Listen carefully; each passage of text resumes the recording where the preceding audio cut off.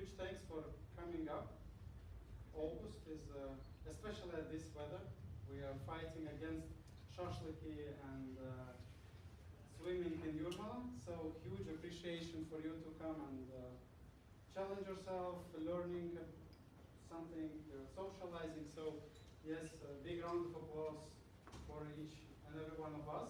Let's do that.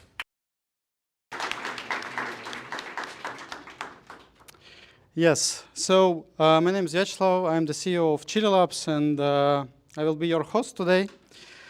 But you have come to see two great speakers that I personally like and admire for years. It will be Arturs and it will be Jurijs, and it's product meetup number 11. You're in for a treat. So yes, let's move further, and I will explain why we are here.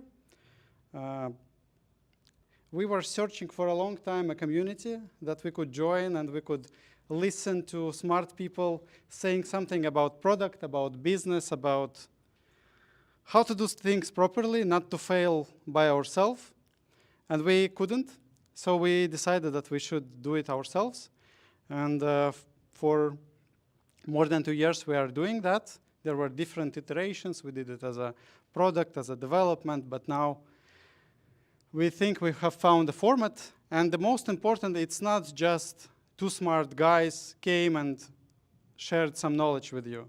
It's about community. Basically, that's why we have beer. That's why we have drinks, caterings, and stuff. So you socialize. So you speak with each other, bump into each other, because Riga is a small place, and who knows? Maybe it's your next boss or your next employee or someone. So yeah, please use this time to communicate and to share your thoughts. This is why we are here. And of course, advertisement. Basically, Jurijs, in a nutshell, we do mobile apps for almost, no, it's actually more than 8 years already. We do design, we do mobile apps, we do sometimes websites, but most of you know us about mobile apps. So if you have any issues or concerns or something related to mobile, reach out. We would be happy to help. And yeah, over the course of these years, we did more than, we have calculated it's around 80 different projects that we did. So we are quite experienced in what we do. End of advertisement. So next one, we are always looking for great people, but now we need someone who wants to become an IT project manager. So if you have anyone who wants to do that, who wants to learn, we will help. We like to raise great minds. So yeah, if you have anyone, please join, and my colleague Liliana will help you to get this job. And some news, we will send you follow-ups after this meetup, what we've been cooking for 3 months lately. We have parsed through 30,000 different apps in the world, especially fintech. And what we did, we tried to understand what is common, how the top ranking apps are performing and what is different for them, what is different for the low budget apps, and what is common. Basically, we did everything there, like ratings, reviews, amounts of app store optimization they use, even colors of their assets and functionality. So we're going to be launching it in September, so we need some time to make it beautiful. But if you have fintech app and you want to know how your app is doing right now, scan this QR code or drop us a message, and we will include you to the list, and we will give you detailed audit on actually how your app is performed and what can be done better. So we have quite packed agenda today. First, we will have Arturs speaking about his entrepreneur life and golf. And then we will have coffee break. as you remember, please socialize, speak, and then we will have Jurij's presentation, and then we will have whole 40 minutes for socializing, networking, and asking any questions. So come to anyone and ask. It's speaking safe zone. But yeah, that's it from the organizational side. Let's welcome Arturs to the stage. Yes, welcome. Yes. Hello. In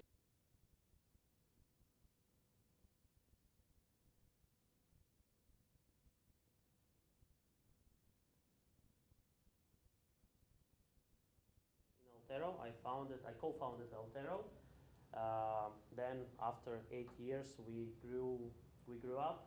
We opened Latvian branch, Lithuanian branch, Estonian branch, and now I exited, left the company self-sufficient, and also I'm working for 13 years in a real estate field. I would like to maybe to introduce you with my CV. Then I will share one skill with you today for a takeaway, and then we'll move to Q&A.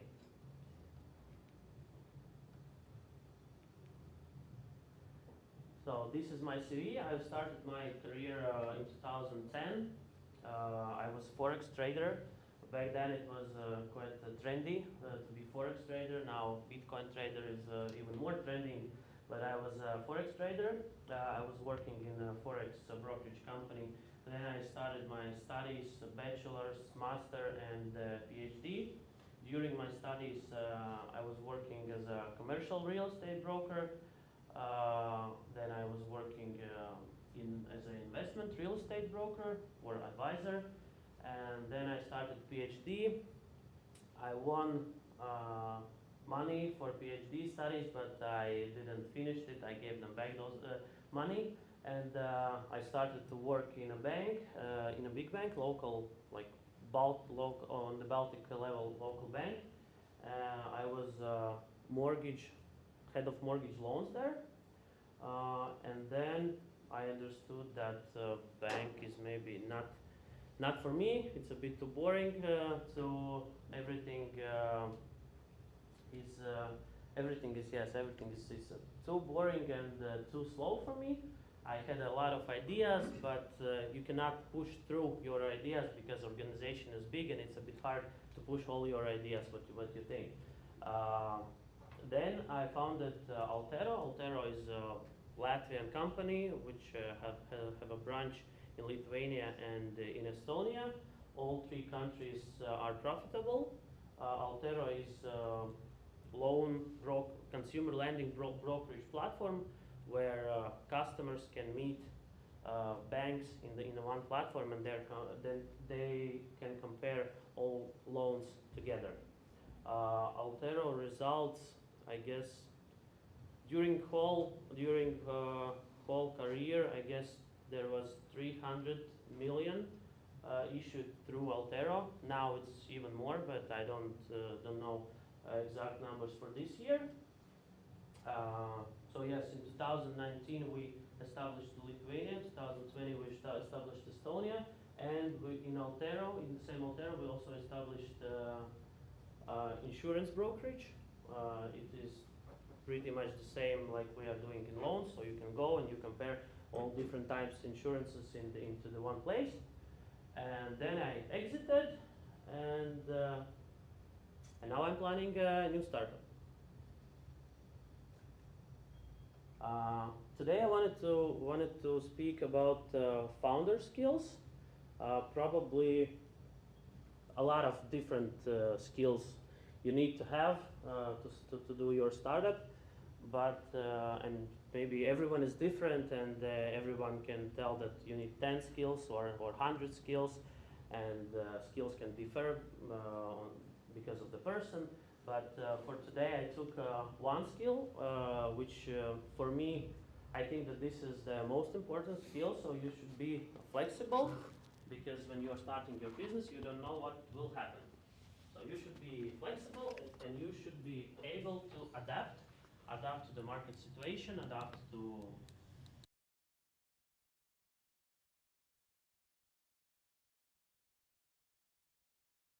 if you start your business, you you open a company, then you create a website, then you create a product or someone help with that, then you have a team. But the main thing is that you need to earn money, and for that you need to sell your product to someone. And I want to speak about the buyers. Who is your buyer? The main thing is to identify your customer. And for example, if we're going to B2B, this I didn't download it, I created by myself. For example, if we're speaking about B2B sales, so you have your own product which you want to sell for someone, it solves some problem, and you need to, first of all, identify who is speaking with you. So the first thing is that you ask who you are, what position you are working, and are you decision maker, and try to speak in his language. For example, if you are selling your IT solution for something, and for example, it brings leads, then most probably CMO or CEO or head of sales, they are making decision about leads solution. So you are offering for the company to bring them new leads. Then you need to speak their own language. So you need to understand that, for example, CEO is responsible for revenue, EBITDA, profit, and strategy. So you need to find out what his company will get in terms of revenue or EBITDA, and then he will decide if he will buy your product or not. Or for example, if with CMO you need to speak his own KPIs, because usually CMO KPIs are cost per sales, cost per acquisition, reach, awareness, branding, and a lot of different stuff. Okay, and they care about CPM, CPS, and CPA, and you need to open your presentation, find the slide where you are speaking about leads, about marketing. You can just skip your IT things or risk things. You just speak with him about the marketing, and then he will make a decision, or he will push through the company your solution, and he will sell your product internally in their company. And about CTO, I don't know what is their KPIs. Probably we have CTOs here, but usually everybody is asking them when it will be done. This what I know. And when you're speaking with CTO, then from my point of view, you need to speak about what will be the process, how statuses will be updated, how data exchange will happen, what's your code, what's about security. So you need to speak their language. So it means that if you have your own product presentation, sales presentation, probably you should have a lot of different slides, not one or two or three, because it's very easy to read, but you should have more than 10, and then you choose one or two slides depending on the person with whom you are speaking. This is what I wanted to tell. So, and in this case, you need to be flexible. So at some point you need to speak about marketing, at some point about IT things, at some point about risk maybe, and you should be able to cover all the topics during your sales, because different people are sitting. And with B2C, of course, everything is different. It's a bit hard to speak with each client directly, and usually we are using Hotjars, analytics, different metrics, and different tools for measurements. But sometimes we forget to speak with them. And my suggestion is, of course, do massive surveys and analytics and measurements, but don't forget about one-to-one calls first of all, just to call and to speak with them and to get into their head, into their mind a bit much more deeper instead of just only A/B testing who is buying and who not, but you don't know why. And also you don't be shy and meet your customers, speak with them, speak maybe even with their family, friends, because they can influence their decisions. So it means that if you are, for example, if you are selling loans, you need to be in customer mind, and also you need to understand what his parents or other relatives also think about loans. For example, today is Friday.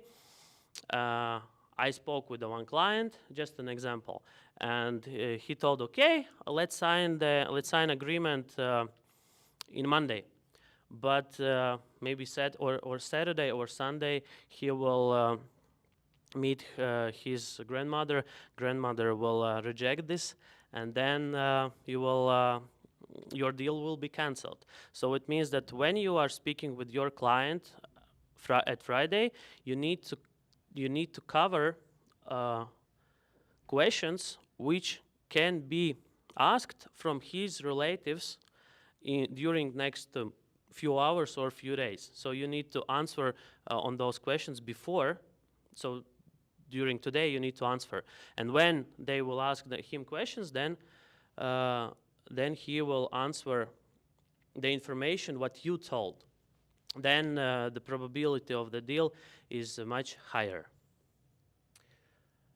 So I shared with you one skill.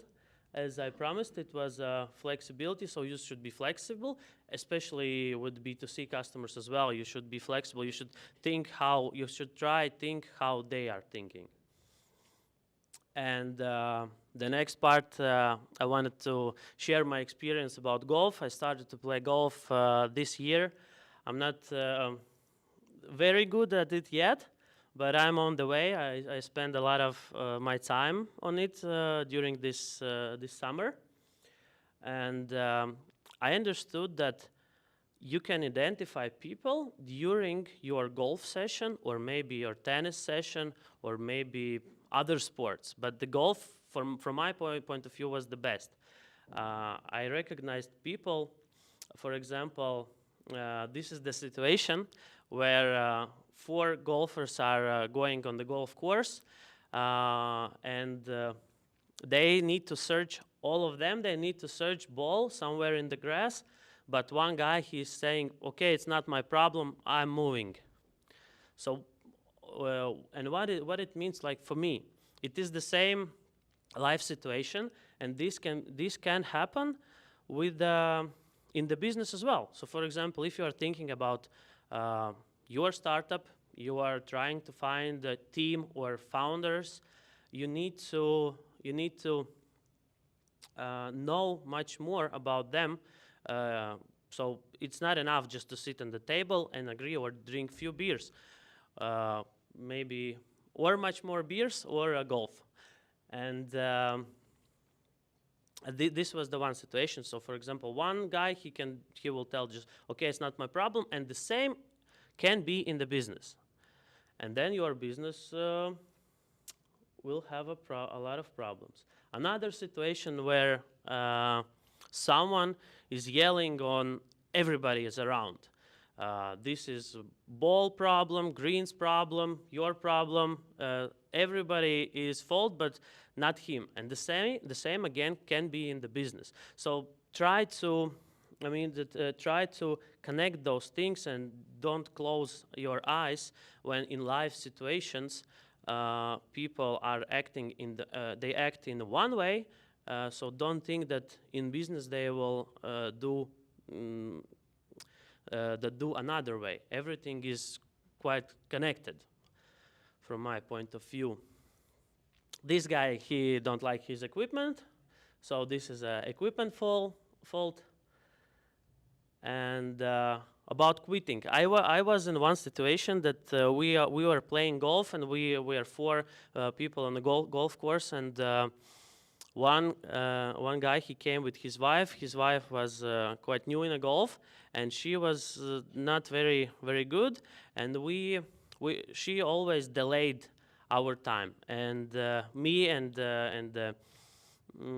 one guy, we tried to help her all the time, but fourth guy, he always he said, okay, fuck, I'm quitting. And I'm thinking that, okay, if we will go and establish new business with you together, and then we will face some problems which we need to solve, and then you will quit. So from that time, I decided not to do business with that guy. Yeah, and the summary of that try different ways to identify your potential partner, no matter if it is golf or other sports, but you should identify, and you should be in some kind of survival situation to test each other before your marriage, in a business, I mean. Yes, and I am planning a new startup starting from October. I cannot, unfortunately, disclose all details yet, but it will be ad tech platform. You know that one startup I created, it was cool, it still works, and so I exited, and now I'm planning another one. So I have a background of one successful story, and I'm planning another one, and these positions I'm looking for, if you are one of them, you can just text me somewhere in DM, in social media, in LinkedIn. Yes, in LinkedIn or email. Thank you very much, and we can go to Q&A session.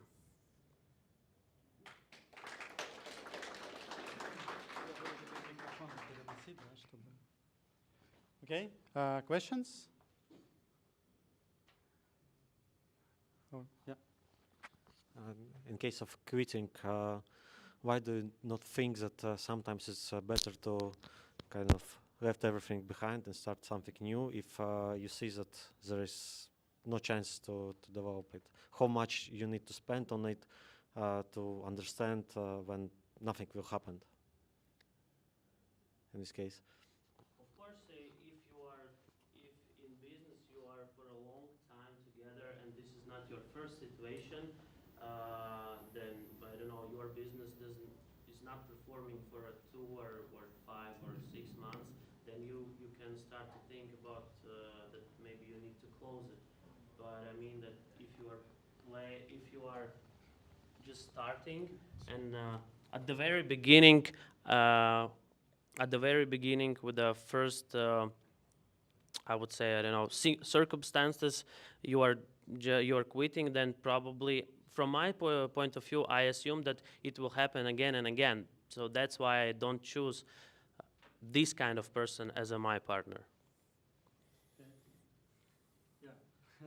Sorry, I will be running back and forth because some troubles with the mic there. Yeah. Hello. Can you hear me? I just want to say your English is a lot better than my Latvian, so. I'd be curious, if somebody were playing golf with you, what trait do you think they would observe about you? Once again.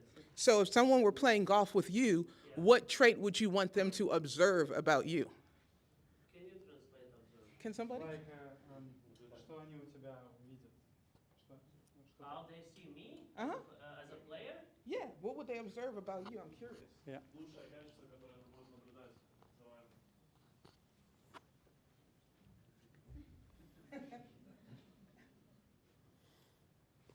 I don't know. I need to think. Probably, definitely, it will not be pragmatic play, for sure not. But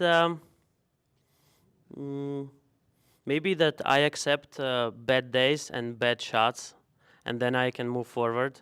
So acceptance, maybe. Have I answered? Yeah, interesting. Thank you. Okay.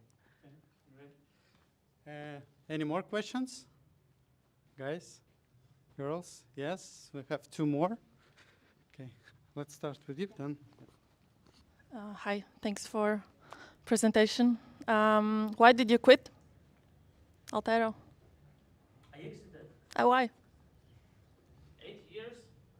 It became for me maybe a bit too short, and I wanted to go.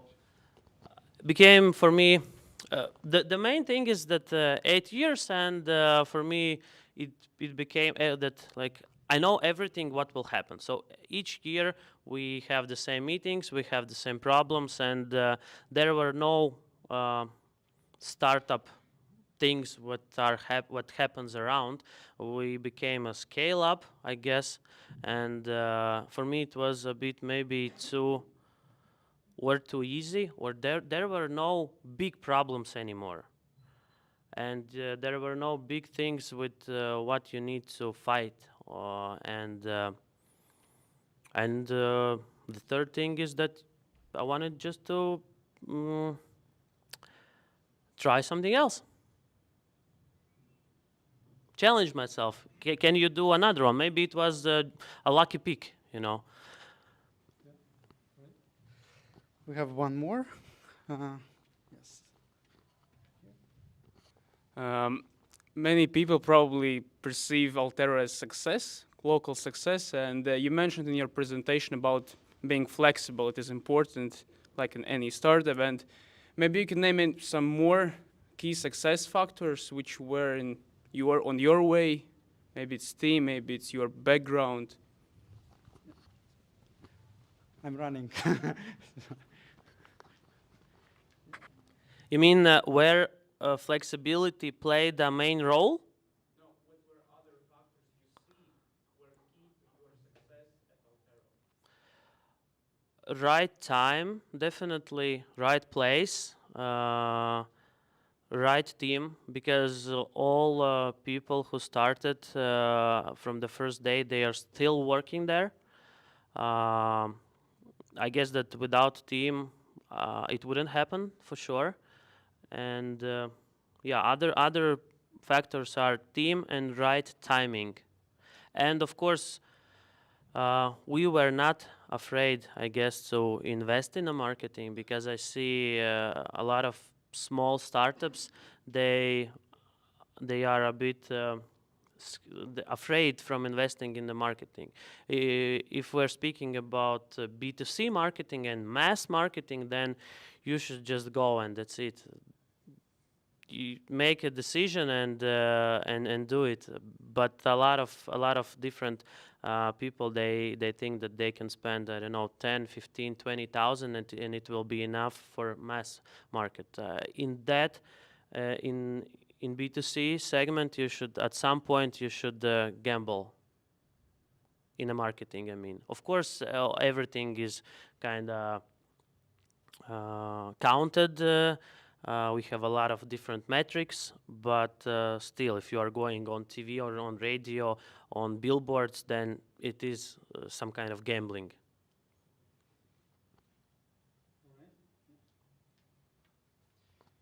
Any more questions?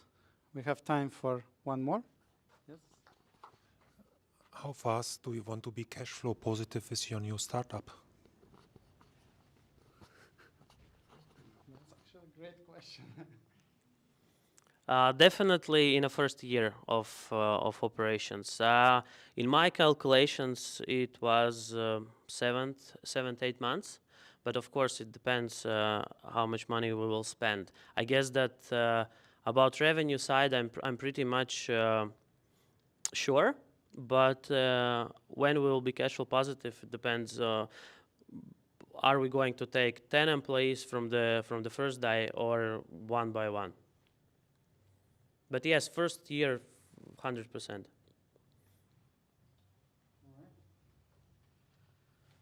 Yes, I guess we don't have any more questions, or do we have any? All right, then I think let's do a great round of applause.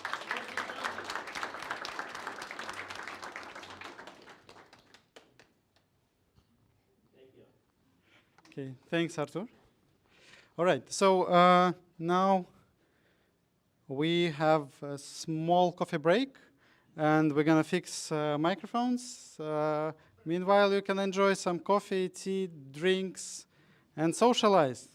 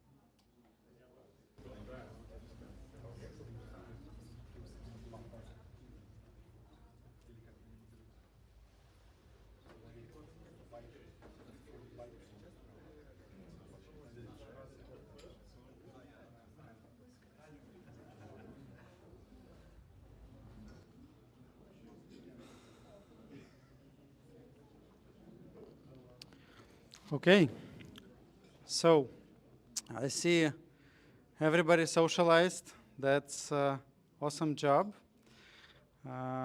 Also, those in the back, please don't be shy. Come here.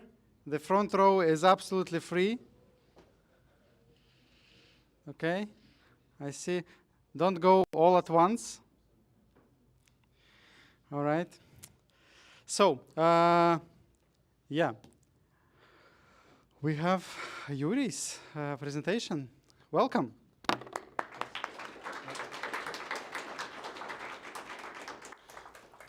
Okay. Hi everyone. Thanks, Chili, for inviting me. Actually, it's first time public speaking for me for a while. I'm a little bit nervous, so sorry. And today we will speak about something unknown, as there is a lot of unknown things around. And I will talk about my experience on that, what I saw, what I heard, and yeah, we will get some key points on that. At the beginning, some words about myself. So I have like a bit more than 15 years in experience in IT in general. Started from my studies to work as a regular developer. Afterwards, I went also for scientific job, like worked in multiple scientific projects. During that, I earned my PhD degree. So basically, but it was actually related to biotechnology and genetic modification analysis. And after I finished it, I thought what to do next, and I decided to jump into product development, and particularly in banking industry. And I started one local bank as a project manager, and afterward I developed myself in dev team lead, department manager, and so on. And for the last 9 years, I'm working in banking, in fintech. For particular 5 years, I'm CTO at Bilderlings, a company which provides payment services. My fields of expertise is online banking and everything that's related to payments, actually. Card payments, SEPA, SWIFT payments, and so on. And we are building infrastructure for that. I have some hobbies as well. Don't have so much time for them, but yeah, anyway. It's a Gymkhana, Moto Gymkhana, as you see, little bit CrossFit. Sometimes I run half marathons once per year at least. And yeah, goal for this year to start to play guitar. But I have guitar, but don't have time for now. And here it's my LinkedIn as well, if you wish. Okay, let's start from introduction. As I said before, there's a lot of unexpected changes occurs in industry, in our lives, and sometimes time to adapt or plays a key role. As Artur said, it's flexibility. So we need to be flexible for everything that could happen around. And today we will go through years of one company and look at an example, what exactly happens and how company reacted to that, and get some key ideas. And yeah, small disclaimer, it's not advertisement of the company, it's just my point of view, what happened during that time. Yeah, okay, let's jump. There are two friends of mine who joined me on this presentation. Does anyone recognize them? Who doesn't know who they are? Yeah, so basically, good guy and bad guy. Basically, they will help me during today's story. The company which I will talking about is Bilderlings, basically where I'm working. It's a FCA regulated MI company. It's means like we are registered in UK, and we are providing electronic money institution. Basically, we have electronic money institution license and providing payment services for our customers. Company was established in 2015, and it had pivoted multiple different businesses. Major one was card acquiring business, basically accepting card payment on websites. There was a period of time when mobile wallet for internal payments also was developed, but I think it was worked for 1 year at least. And in 2018, we got MI license from UK. And some facts. Currently, we have 130 employees, and we are based on two offices. One is in London, like headquarters, and second operation office in Riga. We are business oriented, so we are not developing our product to sell our product. We are doing business with our product, which is completely in-house developed. And currently we have more than 200 million euro of customer assets on our accounts. So it's a kind of huge amount of money which are managing for our customers. Yeah, and basically, maybe we are not so known in Latvia. I don't know, put your hands up who heard about this company before. Quite many, actually. Yeah, but I will talk a little bit later why we are not so many popular or so much popular in Latvia. But at least website TheBanks.eu, which provides some different types of ratings, put us on 4th place right now between 700 MIs in all Europe. It's kind of good place. I don't know who is preparing the rating and why we are here and how we are so basically what are criteria to get in here. But it's quite nice to be here together with Vice, for example. Yeah. Okay, let's start our journey from 2018. As I said, it was the year when company got MI license. What was at that time? Mostly acquiring business. Also, there were plans for card processing business establishment as well. So basically, to issue cards for other MI fintech companies, but it was closed because it was kind of too expensive at that point of time. But one big thing what happened during the time in the fintech downing. So basically, in Europe, two major hubs for fintech grow up. One is in Lithuania, second in UK. So basically, they adopted legislation for registering fintech companies so fast and they invited everyone who wanted to get basically open businesses in that countries to provide financial services for end customers. And at the time, there were like hundreds of fintech companies licensed already. But first guy came in. Actually, it was local one. I would say it's a Latvian banking crisis. I don't know if any one of you knows what exactly does it mean and what happened in 2018. Basically, after some laundering investigation by US, one of biggest Latvian banks was taken off, and many of Latvian banks had to close some non-residual customer assets. So in the market, there are a lot of unbanked customers appeared. Basically, their businesses were dependent on banks. Bank had to close their accounts, and there's like a lot of customers which don't have like options to pay for their like services and so on. For banks, it's and such businesses, it's black swan. So basically, they didn't wanted it, and it's something bad that's happened. But for fintech companies, which were basically growing at the time, it was an opportunity because there's a lot of new customers, and everyone wants to take them on board. The same thing was for Bilderlings. Basically, a decision to start business in MII field and in payment field was, as I know, very fast. I was not in the company at the time.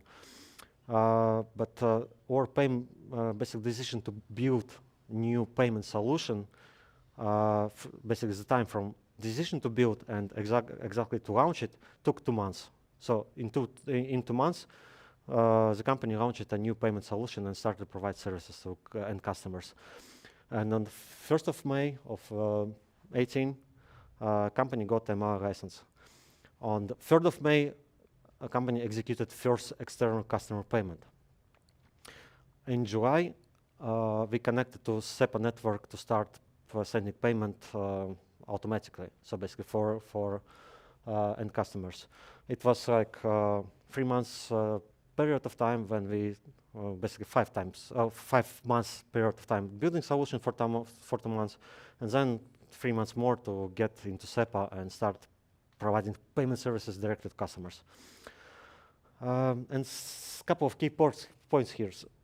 For one person, if something happens, it's a bad thing, but for others, it could be opportunities. And sometimes it's needed to find opportunities for yourself, and even if you don't know what exactly will happen afterwards. Also, sometimes it's not needed to have a strong brand, and you need just to start doing something. That is two things which helped, I think, a company to start with business at the time. Okay, next year, customer increase like 5 times, number of payments increase also 5 times. Actually, it's quite easy to get such numbers when you're small. Basically, if you had almost nothing, it's quite easy to increase such statistics to such numbers. Afterwards, we grow up of approximately 1.5, 2 times per year. But at first year, it's 5 times grow. And we started to build a lot of different additional features like online onboarding to attract new customers from online, card issuing to issue our own cards, because at the beginning we had only payments. And nothing bad happens, it's just me who joined the company at the time. So I joined the company in 2019. But there was still a problem. Our company was not profitable. So there was cash flow lag between revenue and expenses, and a lot of manual work. Processing of payments, amount checks, and so on, a lot of accounting stuff was done manually, and it took a lot of resources from the company to provide such services and build internal infrastructure for that. But anyway, the company and particularly development team did a lot of small improvements in everywhere, like in a product, in business processes and so on, like Toyota-wise approach, but I don't think that anyone at the time thought that it's Toyota approach, but right now we can see that, basically we did a lot of improvements in everything of every place in the company, just to start it and run more or less in automatic way, I would say. It was when I joined the company, I thought that there is kind of house inside, because one person wants one thing, another person wants another thing. There's someone saying something, basically a lot of different opinions, and there's nothing like everything is very chaotic. But afterwards, I understood that it's kind of controllable house, which was giving a lot of ideas, giving a lot of movement for the company, and it helped to develop the company and the product itself at the time, because it's needed, because there's was nothing, and we built everything from scratch. And afterwards, basically next year, we started stabilizing it, and everything went very smooth, and still we are working. We went through multiple external audits, IT audits, security audits, and so on, just stabilizing everything, every piece of the company operation stuff. And on the next year, we started it with a focus on automation. We launched a lot of new initiatives like mobile application development, and we partnered here with Chile, thankfully. And it took for us around 6 months to launch the first version of our app. And still we are after 4 years, we still are working together with Chile and doing our great job on for a fancy app, it's nice. Thanks. We launched onboarding version 2, where a lot of automated works was built in, to remove people from the process, because it took a lot of time for person from ML, from business development, just to check all the documents which customers are sending to us, and we built this automation to automatically check documents, IDs, check proof of residences, and so on, everything that we need for onboarding customers. And the third one, I think most important right now, is connection to CP Instant. Basically, it's ZipMaksājumi in Latvia. It's instant payments in Europe, So it's something which, at that point of time, not so common in everywhere. Just a couple of banks in Latvia had this option at the time, and still there is not so huge adaptation in Europe for instant payments. And we were in the middle of this adaptation process. And afterwards, after a couple of years, it will play a crucial role for us, actually. But something happened. Any ideas? 2020. Yeah, right. As most companies in worldwide, we had to split off. We had to do something with that. Basically, we split our offices to two parts. Like, if one office go down, then second one will be continue or like operations. And it took 3 days for us to launch new office. Partially, we went for work from home, and still our development team is working somewhere, I don't know where. Most probably for working from home, but yeah, I see sometimes our guys like on summer events or on winter events and so on, and I don't know where they're exactly during other time. Yeah, that's something that we had to change on our regular life.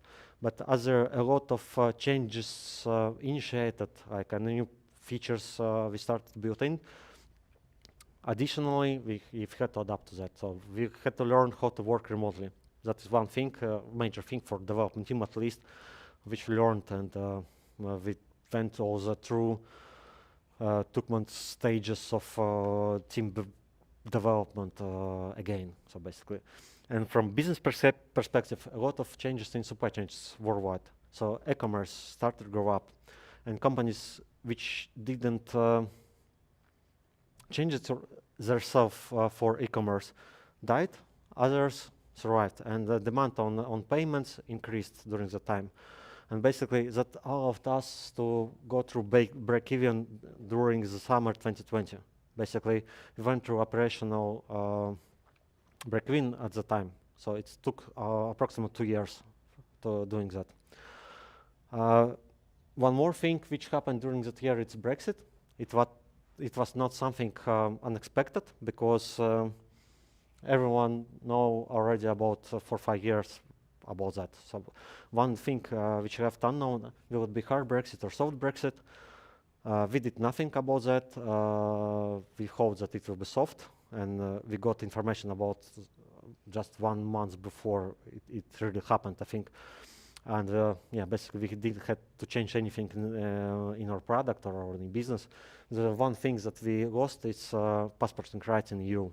So that's why we are not advertisement ourselves in EU so actively. So we are not able to put some banners and so on in Europe to attract customers actively. But anyway, any of you can open an account with us without any problem. Yeah, and key points here is that we need to change business processes within company, and we should be able to do that. If a company doesn't want to change, or there is resistance to change, most probably there is something bad will happen. And as we had a lot of different initiatives for development team in particular, a lot of changes came in. Like, I want this, I want that, and even something was released to production. My stakeholder wanted to change something else, and usually for persons who work in product development, it's kind of annoying when you need to change or rebuild something that already is in production. But that's one of the things of agility, and basically need to adapt and just stay relaxed and change what business need. That's one of the second idea of everything that I saw in the company when we started to build everything from beginning for that initiatives.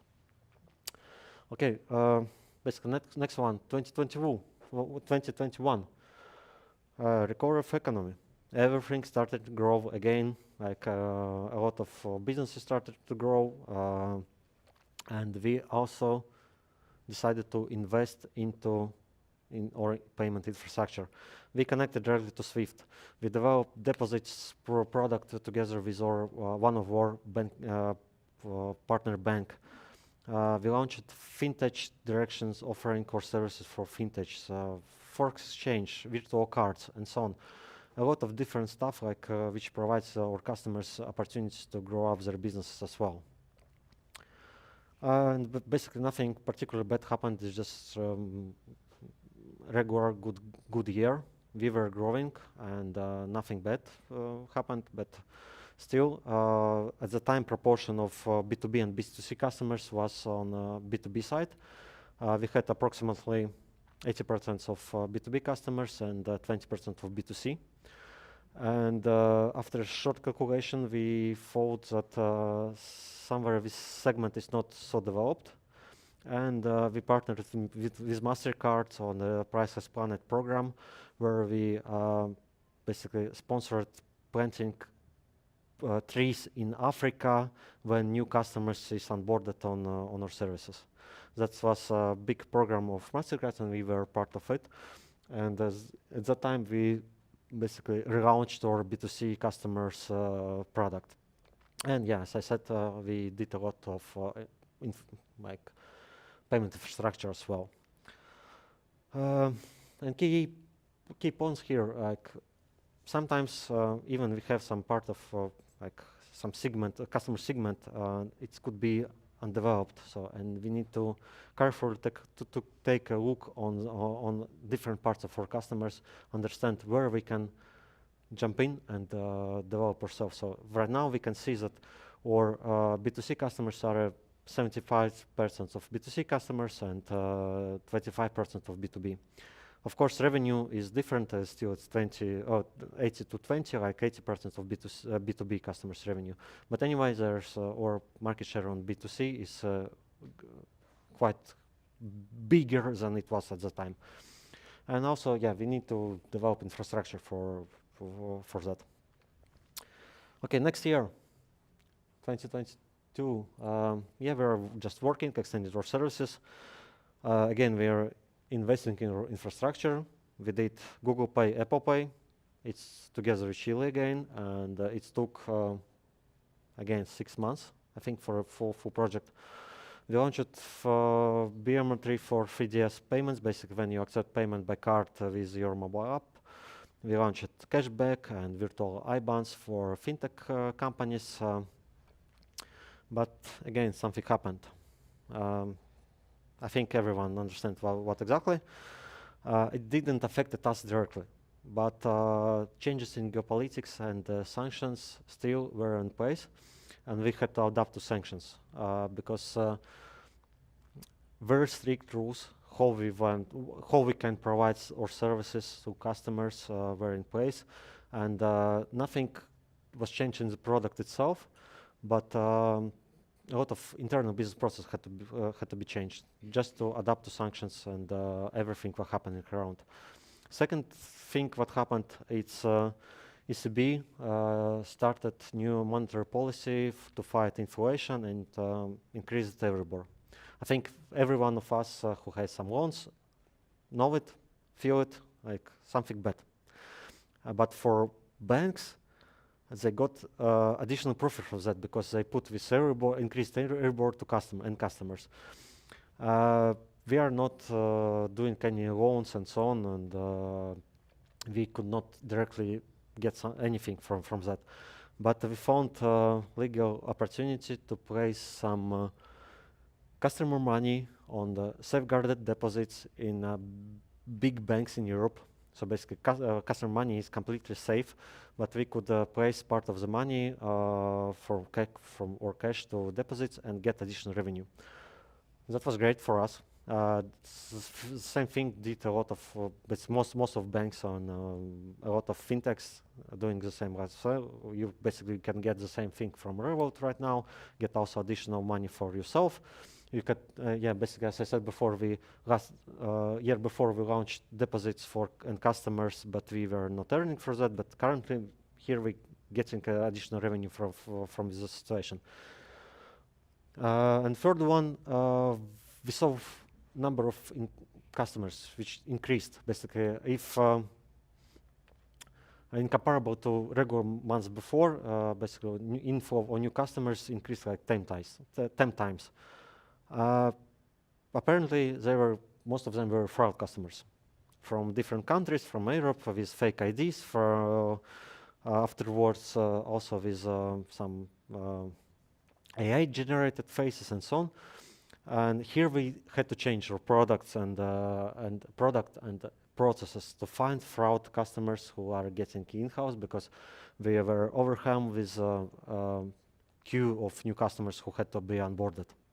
That was a problem, and basically we did a lot of changes in our onboarding process just to build a wall to protect us from that part of customers. Yeah, sometimes we need to close our doors, but it was something which basically we had to do because most of the customers were closed after 2 or 3 months. But anyway, because we saw that there's like fake documents, or they did some fraudulent transactions, or whatever.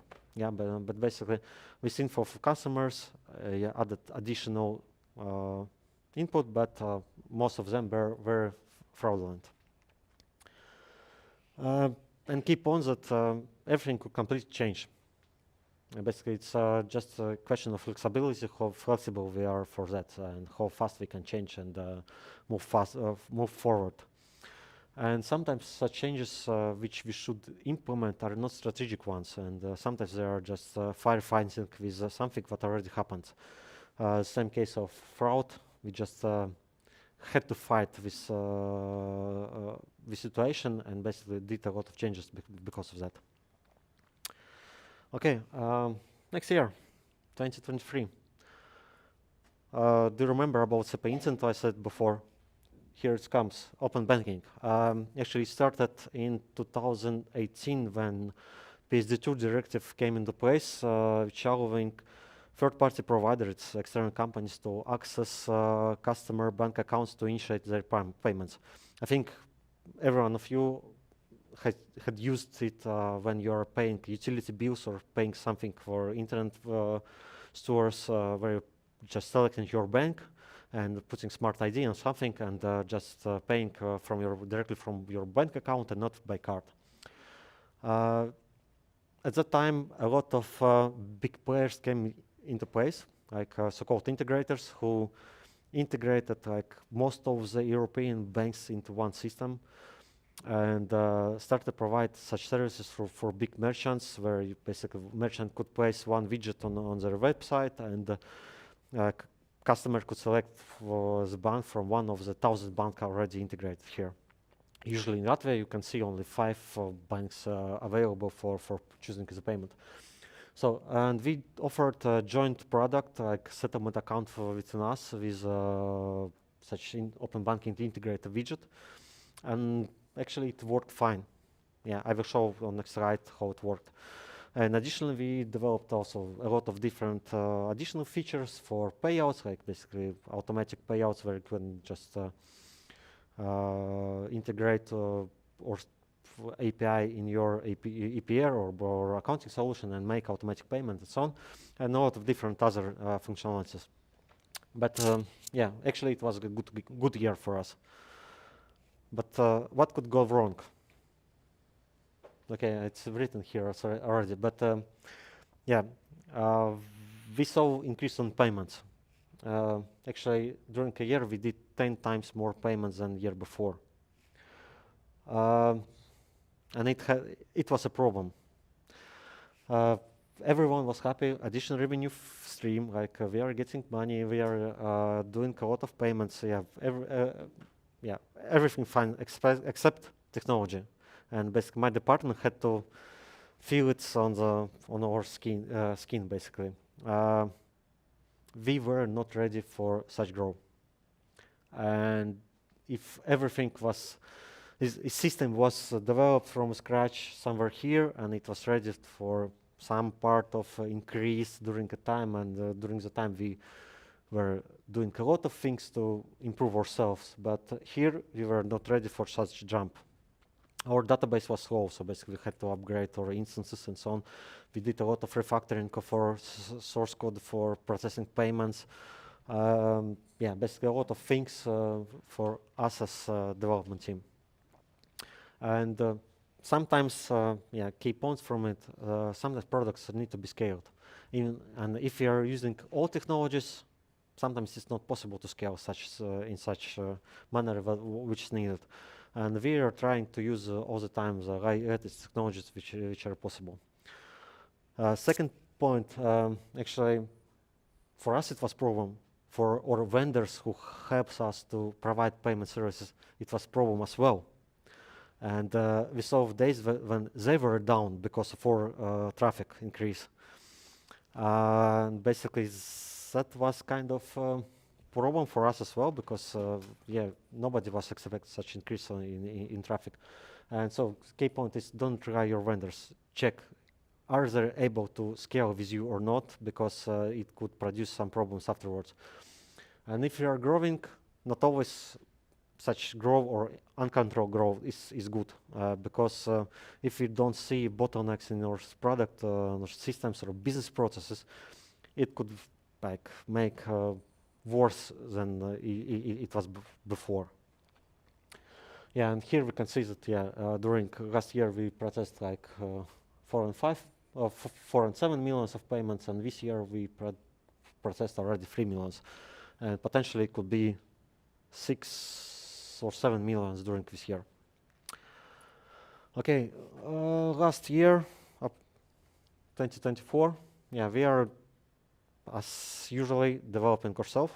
We are going to receive new license in US, so we are going to build international business as well, and additional license in EU, because we don't have passports in here, so it's need to increase our basic financial platform.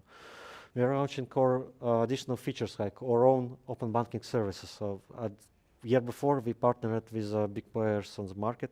This year we are going to launch our own open banking service and provide completely our own solution. Also, we are working on developing payment corridors to extend options for customers to pay in different currencies in different countries and so on.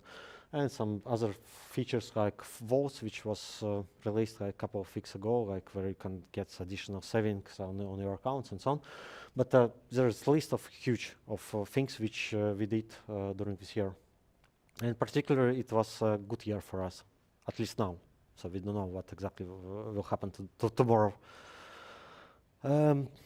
Yeah, and during this year we are going to build transatlantic payments, and our goal is to build instant payments. Usually there is to send money from US to Europe, we are using SWIFT network, and it takes a couple of days to money to arrive. And we are going to build instant payment services for such transfers. Also, a lot of different parts could be combined together, which we developed before, to build embedded finance solution, basically open banking, virtual IBANs, payouts, and so on. Everything built in such from small pieces could be built in one embedded finance and basically white label solution, which other companies could use, like using core infrastructure, putting into different package and sell it to other customers. So that's something which are offering as well. And of course, we need to work on product stabilization. So we are doing a lot of technical debt issues. So, and that's one of the major things that we are spending approximately 30% of development capacity on technical debt, just to keep our product up to date. Because in case if we are not, we saw it before that if you are not doing technical debt, that product is going to die at some point of time. So it's hard to manage afterwards. And just one key point, we need to see on product as a system, because usually in product teams or in product companies, there is product owner who has this opportunity to see a product as one system, and it's basically his responsibility. We don't have any product owner for full product.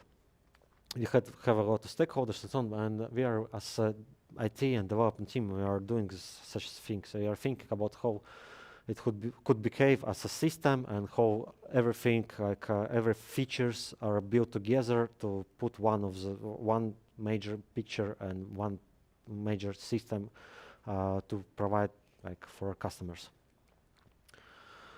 Okay, next year. Any ideas what will happen there? Yeah, basically we don't know yet. I hope it will be again a good year. There's a lot of changes in legislation will come, like confirmation of PAI, PSD3 directive, and so on.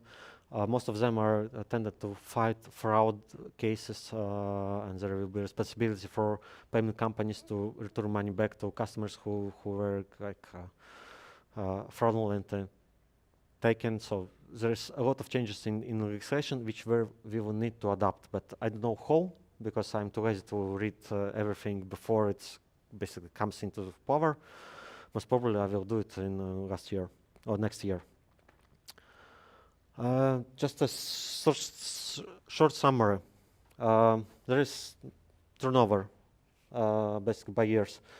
Last year we processed 5 billions of customer money on our platform. This year I project 8 billions. This is revenue of the company. Also, everything is published, and you can check by yourself. Last year we got 16 millions in revenue. This year target is doubled, so basically up to 30 millions of revenue. I don't know if we are so lucky to achieve it, but still that is goal, and we are going to that. So, and one key idea from today, so it's something that I will repeat from beginning. There's a lot of opportunities, not only in business, not only in product, and also for ourselves. So we need to open new opportunities ourselves, just by taking a look outside, see what's happening around, and start doing. Also, if we don't know if it will be successful or not, or we don't need to have to plan for that. Just sometimes we need to take it and start doing and get some results, and afterwards we can adapt. And yeah, most probably we need to be flexible to accept sometimes that something is bad, something is good, and just rethink it and go forward. Yeah, that's the idea of me of today. And yeah, thank you. And any questions?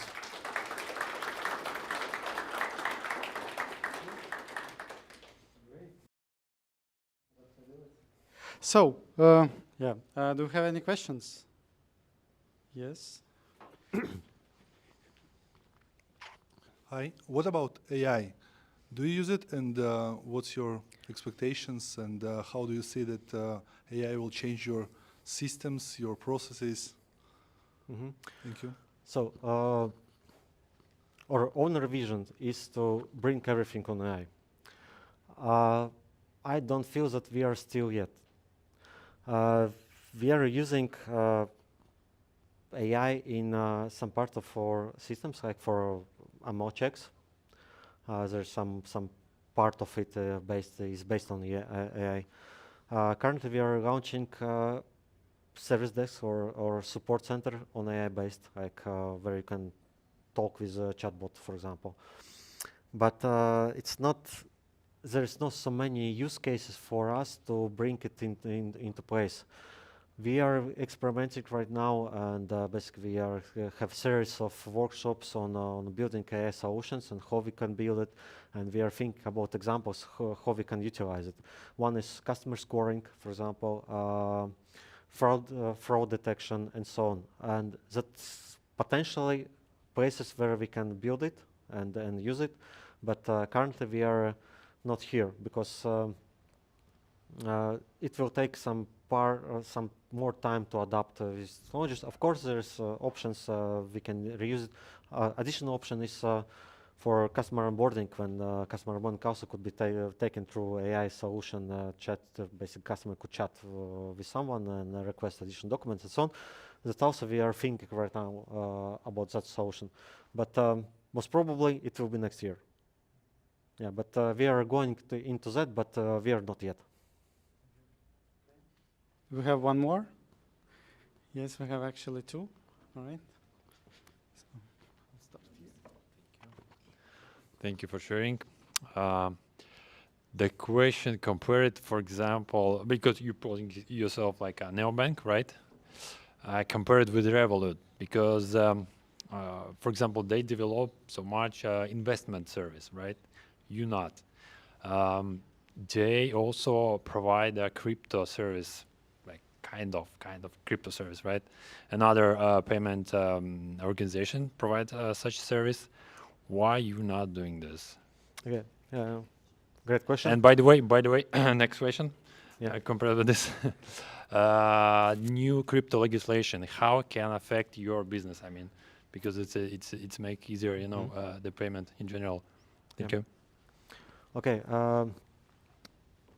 If we compare ourselves with Revolut, so we are saying that we are kind of Revolut, but no, we are not Revolut because Revolut has banking license. So and that is everything relates to investments and so kind of a lot of services which banks could do, and we are not. Regarding investment and crypto, they have additional infrastructure for that from different companies, and they are managing everything together. Currently, we are thinking about that. So for investment, for example, we need a good partner to implement such services as well, with the license, with the infrastructure, and so on. We are too small for big players.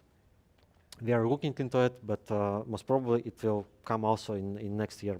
Most probably that's one of the directions where we want to develop ourselves. But yeah, we are small for big players. We're interested in thousands, 100,000 customers as Revolut.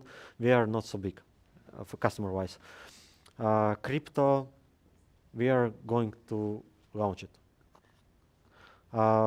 In different shape, not as Revolut, at least at the beginning. But yeah, that is one of the direction we are working, not directly from our company, but also by partnering with other companies. But it will be on the plate. I hope in a couple of months, at least at the beginning stage, and afterwards it will be developed for more powerful solution as other companies has. Okay, we have last question here. Thank you for the presentation. What do you think? Is there any correlation between Black Swan and White Swan year and company revenue? We can go back. Okay. We don't see it. Yeah. As I said before, because when Black Swan events happened, they were not directly affecting us as a company. They were general or on the global market and so on, but it gave us additional opportunities to grow. And I think there is no correlation between something bad happens and our revenue increases or otherwise. I think it just in our case it was we were so lucky to do that. Yeah, basically it gave opportunity to utilize something that happened outside and that brought additional opportunities to grow. I think that's most important. So in many cases, yeah, it was not directly related to us. Like of course internally we had also kind of Black Swan events when we lost payment channel, for example, and we had to readapt to that. So basically we had to rethink what we will do, how we can provide the same payment services to customers where we don't have any partners right now. But it's like on local level, and also it didn't affect so much because something came into place. And here as well, like something is bad happened in general way, but it brought something additionally to us and allowed us to like get additional customers and basically develop our services in the future. So. Okay, great. I think that's it for today. Let's give it up a round of applause for Yuri. Yes, thanks a lot. So I have forgot to give a present to our first speaker, but I will do it right now. Thanks again for coming. And Arturs, sorry we didn't forget about you as well. There are some sweets and some signs of love and respect for coming here and sharing all the information with people. So, please follow us on LinkedIn, on our Insta, whatnot, likes, shares, you know the drill. And basically, if you are having a great content, you think that you have something to share, we're always open. So reach out to us and we will try to make it happen. Also, huge thanks for the Workland. It's our first time here. We usually were in other Workland office, but this is a much bigger place that we have to think about setting speakers maybe for the last rows. But yeah, thanks Workland for organizing this together. Yeah.